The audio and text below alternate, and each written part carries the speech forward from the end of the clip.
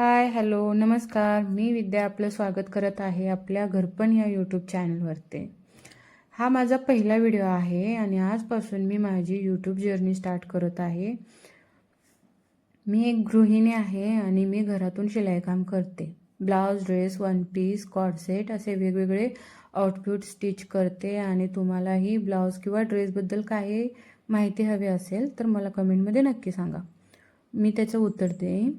आणि याचबरोबर कुकिंगचाही आवड आहे मला आणि आपल्या चॅनलवरती वेगवेगळ्या रेसिपीज वगैरेही पण पाहायला मिळतील. तर हा गिरायकाचा ब्लाऊज आहे आणि यांना हाईड स्लीव्जला यांना पोटली लावून पाहिजे होती. तर आजकाल हाईड पायपिंग असते, तसेच आपण हाईड पोटली लावणार आहोत. तर मी पोटलीसाठी कापूस नाही तर स्पंजचा वापर करणार आहे आणि इथे मी स्पंज आणि कापड दोन्ही छोटे छोटे तुकडे कट करून घेतलेत.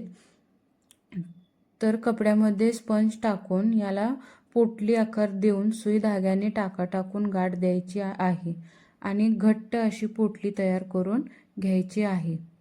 आणि पोटली तयार झाल्यानंतर याचा खाली जो एक्स्ट्रा कपडा राहतो तो आपल्याला कट करून घ्यायचा आहे.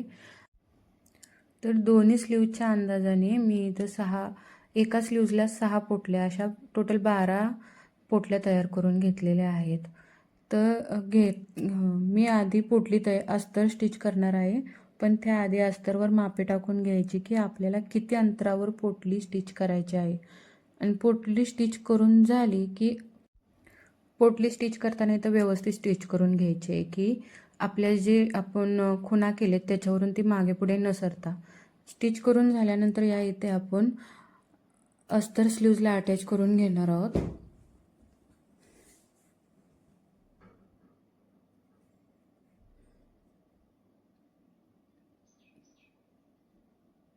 आणि याला पलटी करून एक किनार टीप द्यायची आणि एक दाब टीप मारायची.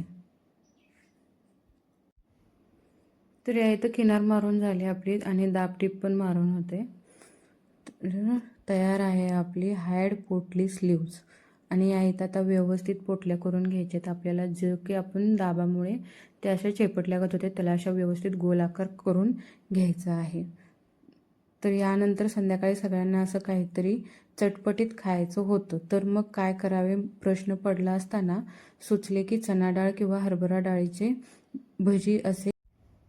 भजी करायचे. चणा डाळ किंवा काही ठिकाणी हरभरा डाळ असेही म्हणतात, म्हणून मी इथं दोन्ही वाक्याचा उपयोग केला आहे. हरभरा डाळ 2-3 तास पाण्यात भिजवून घ्यायची. त्यात अद्रक, लसूण, मिरची आणि चवीनुसार मीठ घालून वाटून घ्यायचे. डाळ वाटून घेताना जास्त पाणी टाकायचे नाही. थोडेसे पाणी टाकून जाडसर बारीक करायचे आहेत आणि त्यात कुठेतरी डाळ अशी राहिली पाहिजे. यानंतर मी या इथे कोथिंबिरीचा भरपूर असा उपयोग केला आहे. कोथिंबिरीमुळे याची टेस्ट अजून छान वाढते. तर इथे मिश्रण पूर्ण असं एकजीव करून घ्यायचं आहे. कोथिंबीर, मीठ वगैरे सगळं व्यवस्थित असं मिक्स झालं पाहिजे, असं ते एकजीव करायचं आहे. त्यानंतर कढई ठेवली आहे मी, तेल तापत ठेवले त्याच्यात. त्यानंतर आता याचे छोटे छोटे असे भजी सोडून घेऊयात आपण. तर या इथे माझं तेल थोडं जास्तच गरम झालं होतं, पण तुम्ही जर ही रेसिपी ट्राय करत असाल तर एवढं जास्त तेल नका गरम करू. तर तुम्ही तेल इथं मिडियम आचेवरच ठेवा, जास्त गरम करू नका, कारण जास्त तापलेल्या तेलात भजी कच्चे निघतात, कारण वरचं पूर्ण असं शिजून निघतं आणि आतमध्ये कच्चे राहतात. त्यामुळे एकदम मिडियम तेलावर आपल्याला ही भजी तळून घ्यायची आहेत आणि जेवढे मिडियम आचेवर तळेल आपण तेवढे जास्त हे कुरकुरीत होतात. त्यामुळे मग ह्याला पलटताना पण एकदम व्यवस्थित हळूवार पलटायचं. आमच्या घरात तर सर्वजण हे भजी खूप आवडीने खातात आणि तुम्ही ही रेसिपी ट्राय केल्यानंतर जर तुम्हाला ही भजीची रेसिपी आवडली तर मला कमेंटमध्ये नक्की सांगा. पण या तेल जास्त तापल्यामुळे माझा पहिलाच घाणा थोडासा असा करपला आहे, म्हणजे थोडेसे भजी करपलेत असं झाले. पण पुढचा घाणा हा अगदी व्यवस्थित आणि छान निघाला, पण ते शूट करायचं राहून गेलं कारण त्या दिवशी स्वयंपाकालाही जरा थोडा उशीर झाला होता.